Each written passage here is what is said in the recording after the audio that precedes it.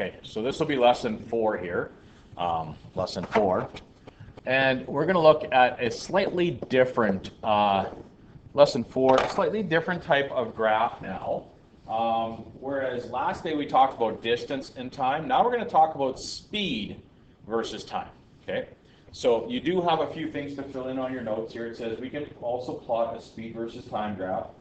The speed would be the, speed would of course be the what? Responding variable.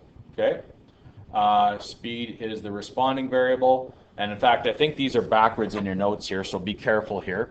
The responding variable would be, like I said here, would be speed. Okay, and the manipulated variable, okay, on your notes, I think these are backwards here, just so you know. The manipulated variable should be plotted on the x-axis, and of course that would be time. Okay.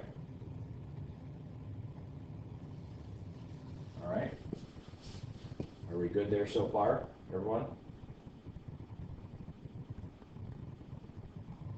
Okay. So again, speed is the manipulated variable, or sorry, the responding variable. It is on the y-axis, as you guys can see on this little graph here. In fact, I would encourage you to draw that little graph just so you kind of have an idea of where speed goes and where time goes. Okay? So speed versus time. Just do that real quick. Okay? Now, the next part here is, okay, we're going to kind of, well, yeah.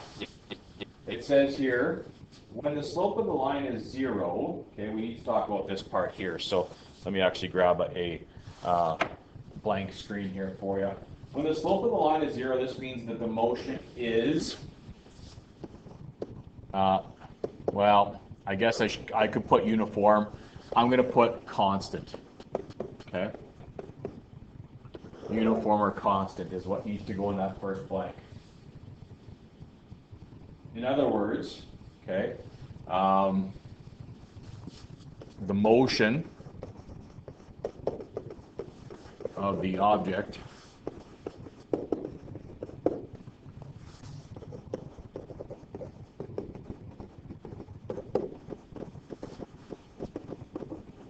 remains at the same speed.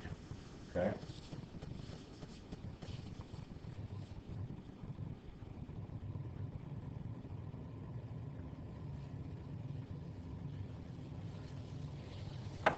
Okay. So when we get a horizontal line, speed and time here, okay? When we get that horizontal line right there, that means we are going at the same speed, okay, whatever that happens to be. If this was like 20, for example, meters per second, we're going at the same speed for this amount of time. Okay, that's what they're trying to say there. All right. Is that good, everybody? Any questions on that? So when they say the slope of the line is 0, that means it's horizontal, yes? Okay. All right. We have a few other things here we need to do here. Just give me a second here. Okay.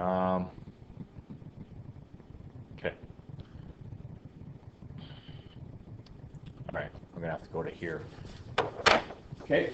So the next thing it says here is this. Okay. If the slope of the line is positive, then the speed is what? What do you think this means here? If I have the speed here and the time here, and the slope of the line is positive, so that means it's going like this. What's happening to the speed, somebody, please?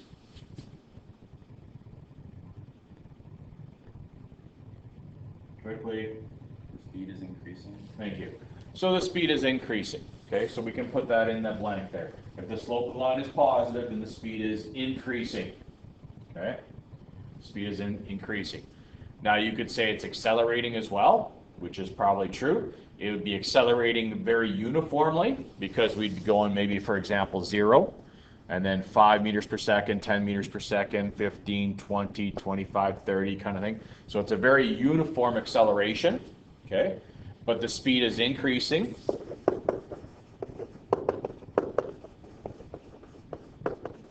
and it's doing so uniformly right now. Now we'll look at a different graph down the road, and in that case we might look at a slightly different graph, and it would be not maybe uniform, but in this case it is uniformly. Okay, speed is increasing. We call that acceleration. Okay, so we are speeding up basically. Actually, no, we're not accelerating. Scratch that. We're just speeding. Speed is increasing. I guess we kind of are, but whatever. Okay. All right. Now, they talk about the next one. If the slope is negative, then the speed is what? Now, what does a negative slope look like?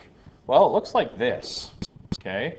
You'll notice it's kind of tilted the opposite way here. We go from top left to bottom right, of course. Okay. What happens to the speed in this case here? What's happening to the speed here? Somebody? Quickly. Thank you. The speed is decreasing. Okay. And again, if we drew this line here, for example, like this, it'd probably be pretty uniform. Okay. But the speed is decreasing. Okay, maybe we're going 10 meters per second, 9 meters per second, 8, 7, 6, 5, 4, 3, 2, 1, whatever kind of thing. So, you know, all these dots along here, we're slowing down basically. Okay, speed is decreasing. Okay, so let's keep that in mind as well as we go through these questions here. Okay, now it says the next part here is this: the area under a speed versus time graph. Okay. The distance traveled by an object can be determined by calculating the area under the graph. Okay. And then they have some formulas for you here. Look at the area under the horizontal portion to begin with. Area equals length times width. Okay. Example number 1 here. Okay. And then the following graph represents this of a sprinter. Okay. And then we have another example there. So you're going to have to kind of scooch down a little bit here to see the next, to see that, what do you call it, to see that graph there. And the graph kind of, I'll show you the graph in a second here. But when we talk about the speed versus time, okay, we're really talking about this formula here. Okay. And if you think about the two variables that we actually have in this formula, speed versus time, last day, okay, lesson 3, let's just go back for a second. Lesson 3, we all talked about this, right? We're solving for this all the time. What's the average speed? What's the average speed? What's the average speed? And we have, you know, for lesson 3 here, we had what? Distance and time. And then we had this slope here, and that gave me v. Yes? So d over t gave me v. Today, lesson 4, we're going to talk a little bit about, well, let's see here, speed versus time. So going back to this formula here, speed and time, if I know this and this, can I rearrange this to find something? And the answer is yeah. I'll multiply both sides by delta t, and I get this. So if I multiply the speed times the time, I get the distance. Okay? And that's what they're talking about, calculating the area under the curve. We're going to multiply basically the time and the speed, and that's going to give me distance. Okay? And think about it this way. Look, if I want to find the distance, I take the speed, maybe meters per second, and I times it by seconds, and seconds cancel, I get meters. So we're multiplying those two things. Okay? So when we take a look at our first example here, okay, I think this is our first example if I'm not mistaken here. Let me just double check here. Okay. It says here, example 1. The following graph represents the movement of a sprinter. Determine how far the sprinter has traveled in the first 4 seconds. Okay, in the first 4 seconds. So we're talking from 0 to 4 here. Okay, and notice we have speed and time. Okay, and we want to find how far, the distance. Okay, distance basically. Well, to find the distance, okay, look, this is the speed here, and this is the time. And we know to find the distance, we need to multiply those two together. So again, when we talk about finding the distance, we talk about finding the area underneath the curve. Okay, and of course, to find the distance, we talk about v times delta t, and we want to find the area underneath this curve. Now, I'm going to skip the velocity for a second here. Okay. But look, how do I find the area? What I'm talking about here is this is the sprinter here. How do I find the area in this section here? Basically, is what I'm asking you. Okay. Well, first of all, what's happening to this sprinter? Can someone explain to me what's happening with this sprinter over the first 4 seconds, please?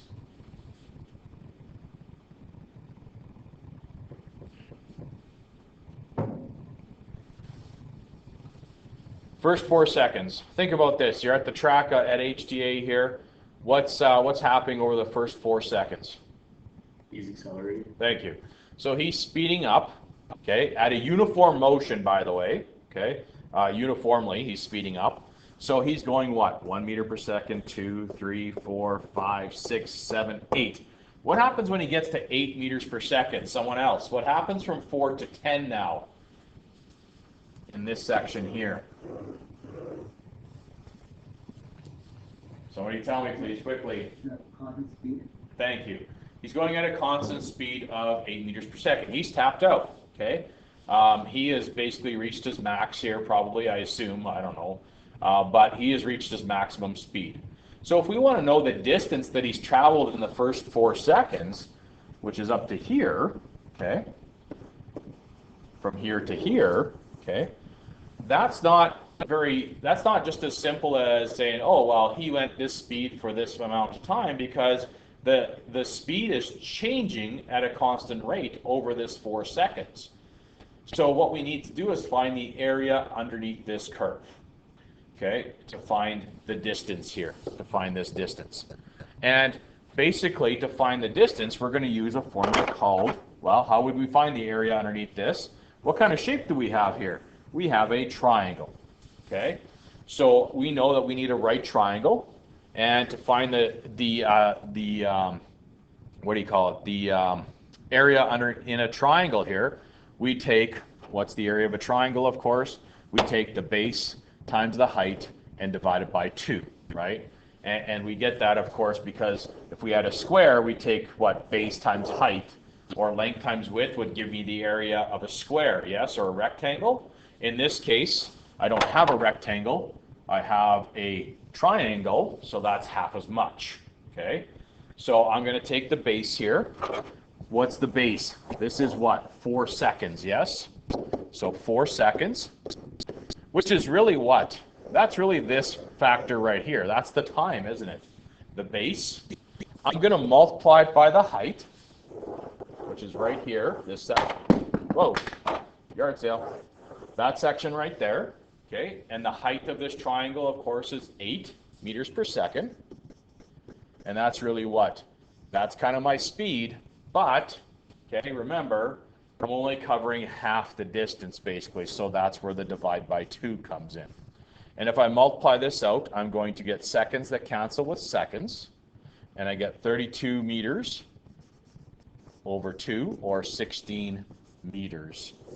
And that's how far he would have traveled in the first 4 seconds. Okay, 16 meters. Does anybody have any questions? Please don't think that this is just going to go away for you if you don't understand. We're probably going to be dealing a lot with this stuff. So is everyone okay with that? Does anybody disagree or anything like that, or have any questions how I got that, or if I screw up, if you're not sure, you better ask, because there's a good chance I might screw up at some point here. I've only had half my coffee today, so. Okay. All right. So that's only for the first 4 seconds. That's the blue kind of slashy part there that I did here. The next part says this, okay? Determine the total distance determine the total distance that this person has, or this sprinter has traveled. So the total and describe the overall motion, which we kind of did already. Okay, so we already talked about, okay, well, I did this part here. So this is 16 meters up to here. Okay, well, what about, now we got to talk about this part here. Now this is a little easier because he's going at a constant rate here, constant speed for a set time. So that's okay, we can do that. So again, if I was looking for the distance here, I would take what? The base times the height again. Okay, I don't need to divide it by 2 because he's going at a constant rate. He's got a square rectangle here now. The base is what? So we have to just be a little careful here. 4 to 10, so that is 6 seconds. Put the units in. Okay. Another way to say this, of course, would be the time times the speed. Yes, or sorry, v. I should probably put here. Let me just do this. Delta t times v. Okay, was really what we're talking about here. And I said the change in the time would be what? 6 seconds. That's the base. Okay. The change, the speed that I'm going is what? A constant 8 meters per second. And that should be what? 48 meters. Yes. Seconds and seconds will cancel. And the distance I've gone here is 48 meters. All right. Is that good? So what's the total distance? Well, he went 16 meters in the first 4 seconds, and then he went another 48. So the total distance here, total distance, is 16 meters and 48 meters, or a total of what? 64, I guess, eh? 64 meters, is that right? 14 and 1, yeah, 64 meters would be the total distance traveled by the sprinter for 10 seconds. Okay. Describe the overall motion. I think we already did that, but he's going to be speeding up at a uniform rate here, and then he is going to stay at a constant rate of 8 meters per second. Okay? Any questions on that, anyone? Questions?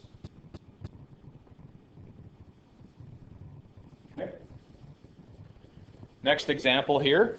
Okay, same kind of deal here. Oh, don't look. I can't even cover this up here. Okay, so it says determine the total distance traveled by the ostrich, okay, and describe the motion of the ostrich.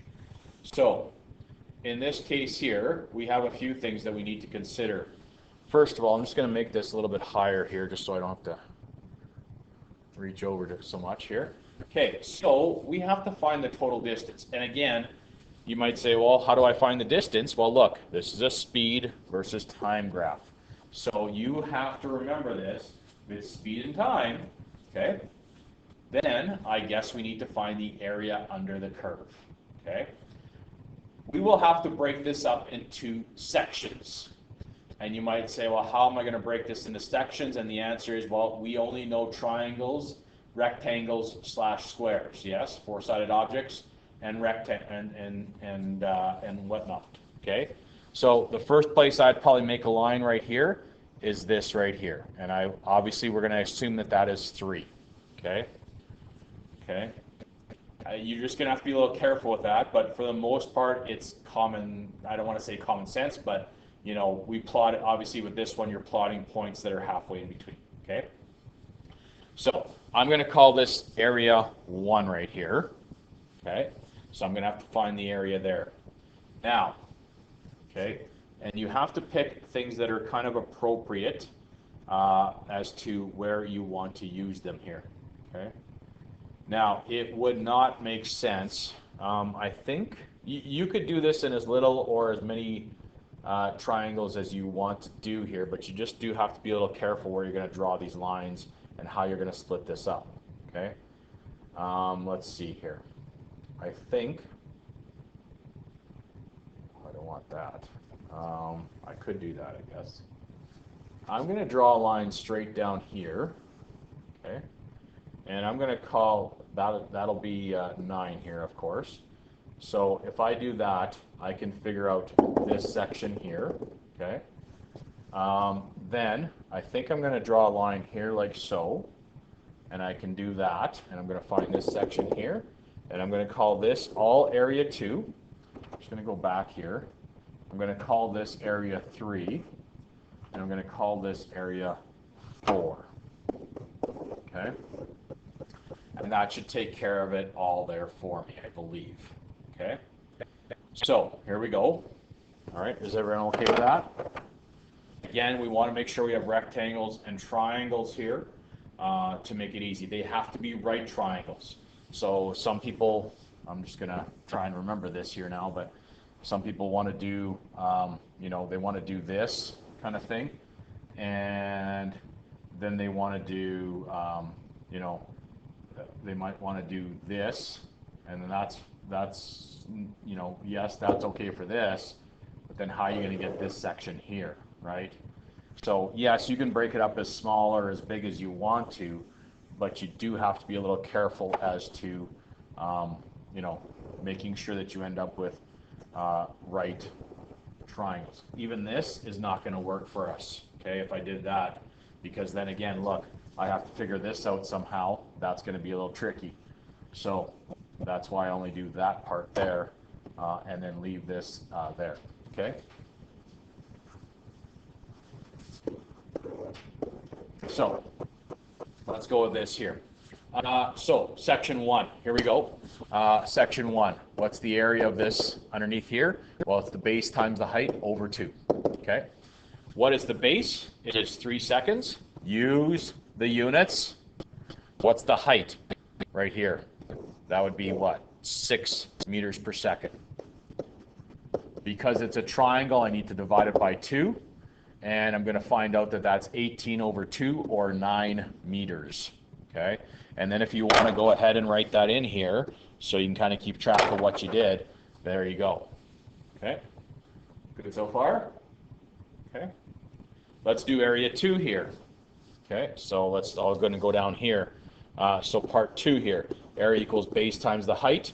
I don't have to divide it by 2 because I have a complete rectangle here, this section all there. So 9 minus 3 is 6 seconds. Okay? From here to here, 6 seconds. And the height again is 6 meters per second. Perfect. That is 36 meters.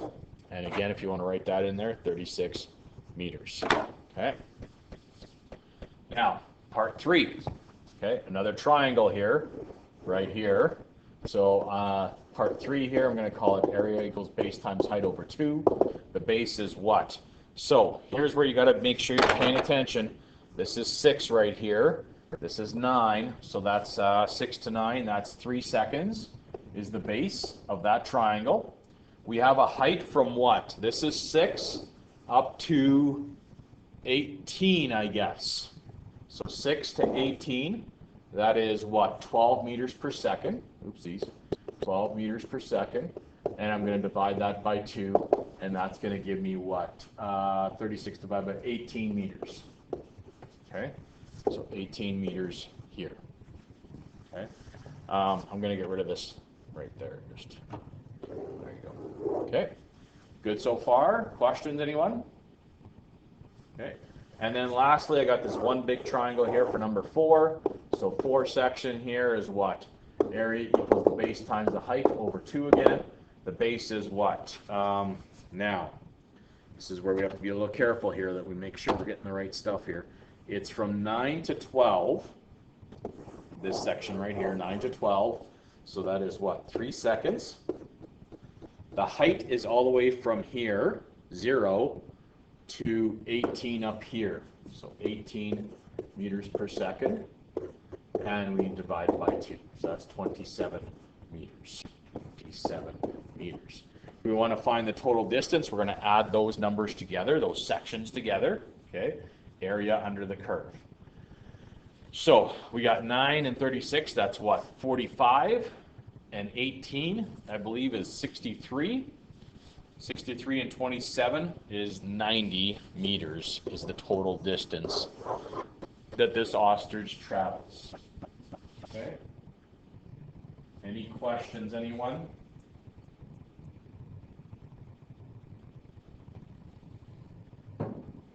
Questions?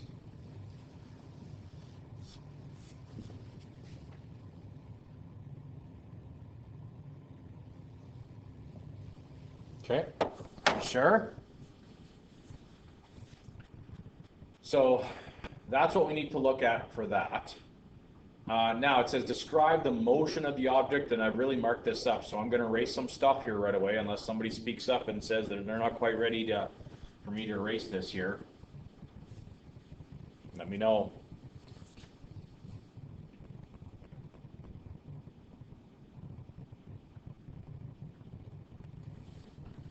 And labeling this or describing what happens with this ostrich or this motion of the object or whatever the case might be is always going to be a question on graphs. So what's happening with this graph? Interpret this graph. We need to interpret these graphs. Okay? So I'm going to erase unless somebody speaks up here.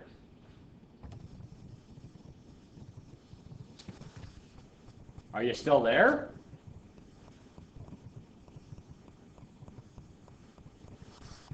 I guess not. You guys. All right. Somebody say something. Hello. Thank you. Okay. So what's the motion of this ostrich, or how are we going to describe this? And I would say, okay, well, from 0 to 3 seconds. Okay, ostrich, and I'll call this maybe part A or something, maybe just so we don't get confused here. I'd want to say what? The ostrich is, you can say, increasing in speed to what? 6 meters per second? Sure.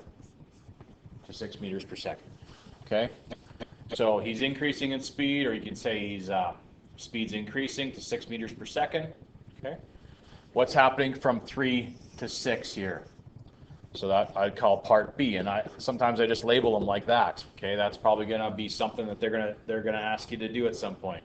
What about B part here? What happens there? Well, I'd say is maintaining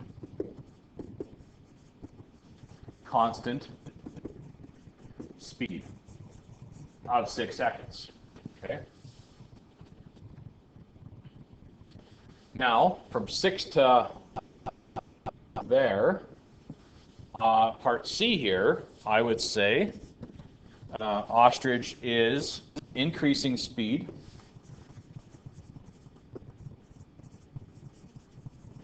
to, what is it, 18, I believe, meters per second. Okay, 18 meters per second. And then what's happening from here back down to here at D? Okay. Well, again, they're going to ask you for multiple parts here and things like that, but in this case is decreasing speed to rest. Okay. So the ostrich is actually decreasing his speed to 0 meters per second. With 0 meters per second means he's not moving. So if he's going 0 meters per second, he's obviously at rest. Okay? And that's how you would describe that graph there. Any questions, anyone?